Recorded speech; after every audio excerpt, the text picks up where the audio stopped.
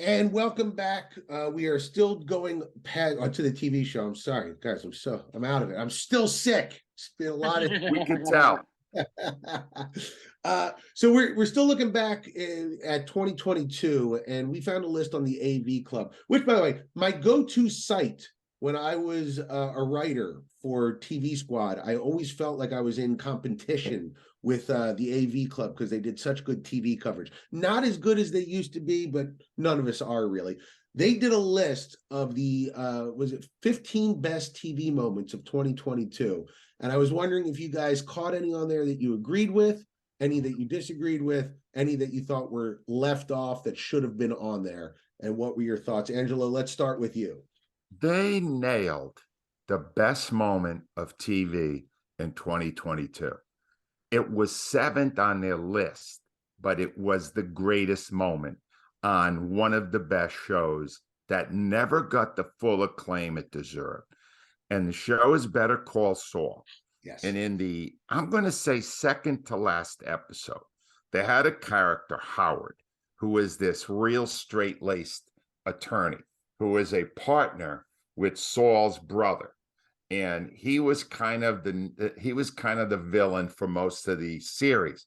Great series, by the way. Great series. I've told you before how great the character Kim Wexler was, played by Rhea Seehorn. The only other Rhea I ever heard of. But anyway, and in the second to last episode, this guy had been around forever. And they had this really nasty villain drug dealer, Lilo Sacamano. And he's meeting, and this guy Howard is meeting with Saul and Kim, and all of a sudden Lilo appears. And should I give it away here what he does? Well, let's do a spoiler alert, everybody. Fast forward. Spoiler alert. This guy Lila, Harry is right in mid sentence, pulls a gun out and blows his head off.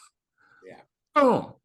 And there's no way you could have been watching that without going, whoa. I had to go back and watch it 3 times. Yeah, because it came out of nowhere. They took a character that was part of 5 3/4 seasons, and they blew his head out with no warning, nothing. He said, "Boom," and it was phenomenal. And that's how the episode ends. And then the final episode starts with Harry in a pool of his own blood, which is a beautiful start to it. What a moment! I'm telling you. It was so out of nowhere. Vince Gilligan, the creator of both Better Call Saul and Breaking Bad, is a genius because it was perfect. And it set up the final episode brilliantly. And they got that right. They got it 100% right. And I guess the only thing I'm upset with is that they didn't also point out that Kim Wexler in The Boss was the greatest single scene ever seen, because that woman is a brilliant. If you ever want to see acting that makes you want to cry, watch that. They ignored that part of it, but they got Howard's end correct. You know, we talked about what we were looking forward to in 2023. I forgot to mention Vince Gilligan's new show with Rhea Seehorn, whatever that might be. Oh yeah, they are talking about it, but it's in the formative stages. Right. They haven't done whatever it is, I'm there. 100%. You know, Rhea, I think I see one on here that you and I will probably both agree with. Very big. We talked about our love of the bear. They had the on the list is the oneer that they did, which is the term for a single camera movement with no cuts. That episode that they ran through. Do you remember that one? I'm trying to remember. What did it have to deal with? Because I mean, I watched everyone. But I'm trying to remember. That ended with the girl that was his protege quitting at the end. Oh my God! And yes. And that was so intense, that scene, that whole show, because you could sense that it was coming. She was trying to push that whole restaurant into something they weren't ready for. But I didn't know any of her backstory. It was interesting to find that she had gone broke and was back living with her dad. But, that you could see that train wreck coming down the path. And what I loved about the Warner is it didn't bring attention to itself until about midway through, where you go, I don't think I've seen a cut yet. I think we're still over the shoulder. And we talked about it, about the intensity of that show. Rhea, I think you said you thought it was a reality show at first. Yeah. They took the intensity and found a way to bring it up from a 9.5 to an 11 by eliminating the cuts. What a fantastic show. What a fantastic episode. Okay, One on the list. let me jump in for a second, because you do TV a lot and you do a lot of these movies. How hard is it to do 2 or 3 or 4 minutes in one hit? Yeah, it's almost impossible to do well. It's possible to it's really hard to do poorly. It's impossible to do well. I mean, it gives some idea. The most famous one when I was growing up was the Copacabana scene in Goodfellas, where they were walking through the back and they get the seat put in, and Henny Youngman's doing the performance. A beautiful scene. I think that's like 7 minutes, right? And it was historical. Everybody talks about what a fantastic thing that was and what a show-offy thing. 22 minutes of an episode to do a oneer like that. Now you can cheat some places, you cut across black and you can do a cut, but to make it feel seamless, it's just something else, and something that you would never see on TV. When we talk about the golden age of TV, that's something that you would do if you had a movie set and millions of dollars and infinite time versus, hey, we got to get this show done in a week. How do we do this? Unbelievable. One last moment on this list. You can check it out at AV Club. I'll put it in the show notes for you. I don't know if this show we've ever talked about. Have you ever seen Kevin Can Bleep Himself? Yes. FX. All of it. I keep going by it. Is it good? It is. It's not as good as I thought it was gonna be, Rhea. Essentially, it is a marriage. If you've ever seen those TV shows where specifically Kevin Can Wait, but where it's a really goofy looking fella with a really hot wife.